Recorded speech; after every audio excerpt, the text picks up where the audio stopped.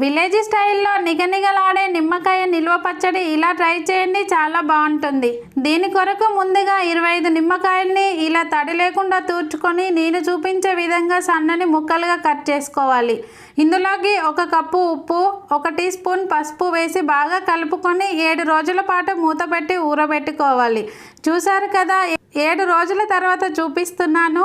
తర్వాత 1/2 కేజీ వరకు ఆయిల్ వేసుకొని 1/2 కప్పు ఎల్లిపాయలు, కొద్దిగా జీలకర్ర, 10 ఎండుమిర్చి ముక్కలు వేసి దోరగా ఫ్రై చేసుకొని ఆయిల్ని పూర్తిగా చల్లారబెట్టుకోవాలి. తర్వాత మరొక బౌల్ తీసుకొని 2 కప్పుల కారం వేసుకొని దీంట్లోకి 1 టీ స్పూన్ జీలకర్ర పొడి, మెంతుల పొడి, కొద్దిగా ఎల్లిపాయ పేస్ట్, ఉప్పు వేసి బాగా మిక్స్ చేసుకొని ముందుగా రెడీ చేసుకున్న ఆయిల్ని పోసుకొని బాగా కలుపుకొని నిమ్మకాయ ముక్కలు వేసి బాగా కలుపుకొని ఒక డబ్బాలోకి తీసుకున్నట్లయితే ఎంతో టేస్టీగా ఉండే నిమ్మకాయ నిల్వ పచ్చడి రెడీ. తప్పకుండా ట్రై చేయండి, చాలా బాగుంటుంది.